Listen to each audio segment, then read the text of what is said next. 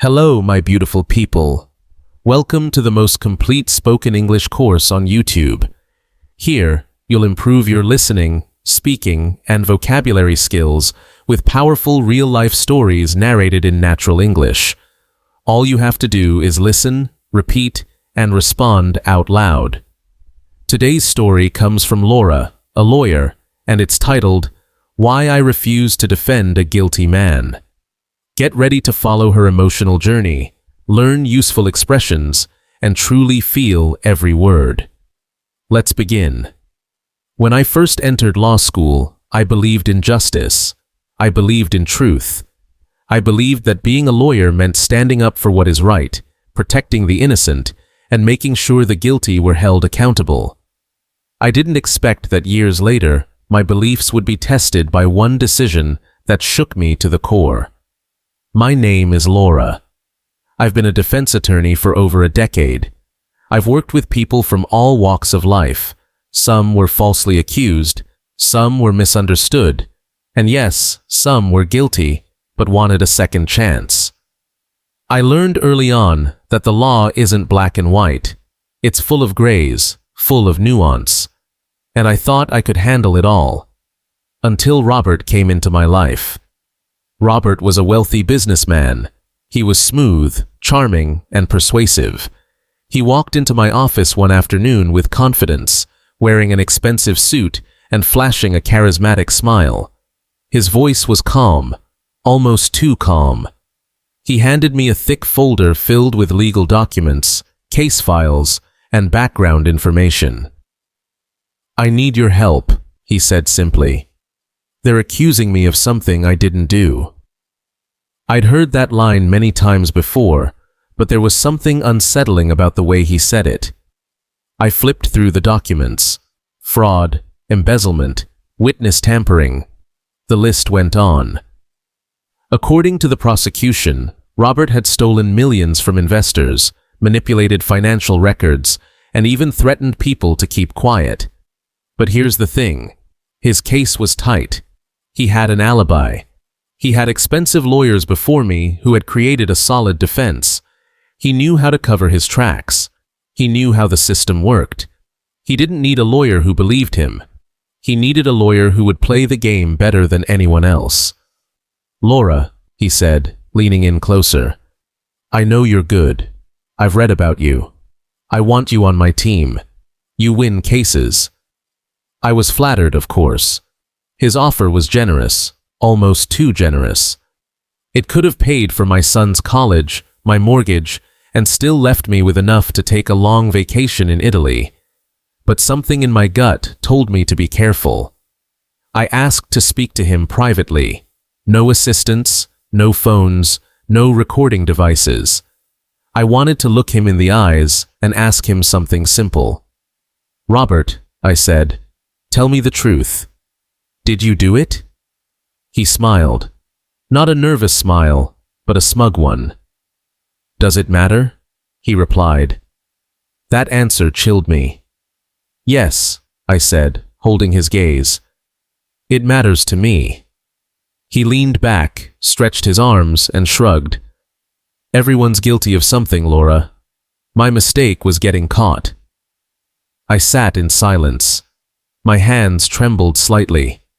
I had defended difficult people before, but this was different. This man had no remorse. He wasn't seeking justice. He was playing a game, and I was just another pawn on his board. I went home that night and barely slept. I looked at the folder again and again, rereading every detail. Everything in me screamed that he was guilty, and not just guilty, dangerous. The next morning, I called him. "I'm sorry, Robert," I said. "I can't represent you." There was a pause, then laughter. "Are you serious?" he said. "Do you know how many lawyers would kill for this case?" "I'm not one of them," I replied. He didn't take it well. He threatened to ruin my reputation, to tell the world I was unprofessional, unreliable. But I didn't care.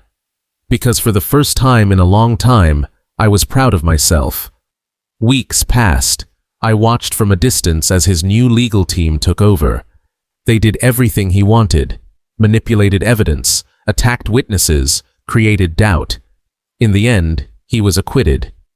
Yes, Robert walked free, but I walked with peace, and that meant more to me than any check or courtroom victory. This experience reminded me of why I became a lawyer in the first place, not to win cases, but to serve justice, even if that meant walking away. Now it's time for the video feedback. Let's get started. If you've made it this far, congratulations. Now, focus, because we have a little quiz to reinforce what you've learned. Please answer the following questions out loud. You'll have time to respond after each one. What was Laura's profession?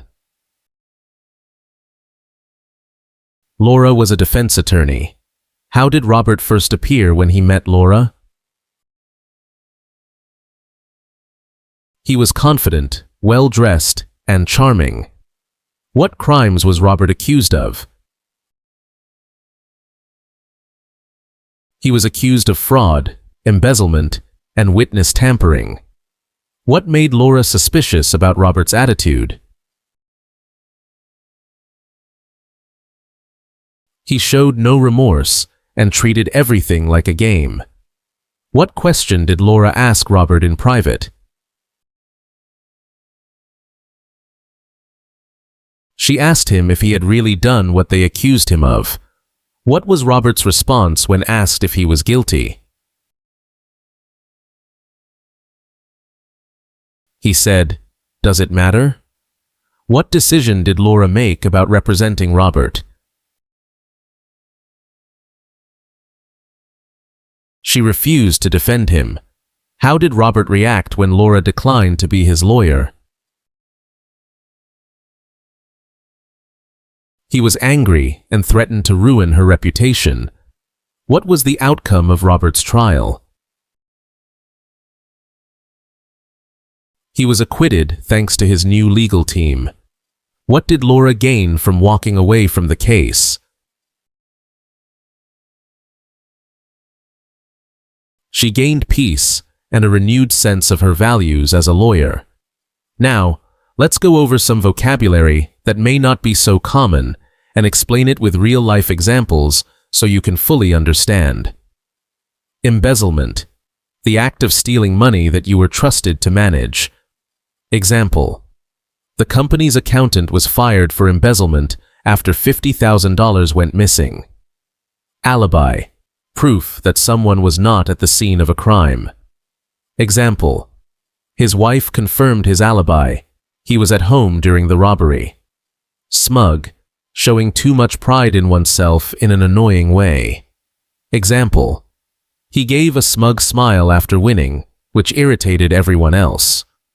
Pawn, someone who is used by others to achieve their own goals. Example, she realized she was just a pawn in his political game. Acquitted, declared not guilty in a court of law. Example, despite the evidence, the jury acquitted him of all charges. Remorse, a feeling of deep regret or guilt. Example, she showed no remorse for lying to her parents. Manipulated, handled or controlled cleverly, often dishonestly. Example, the advertisement manipulated people into buying something they didn't need.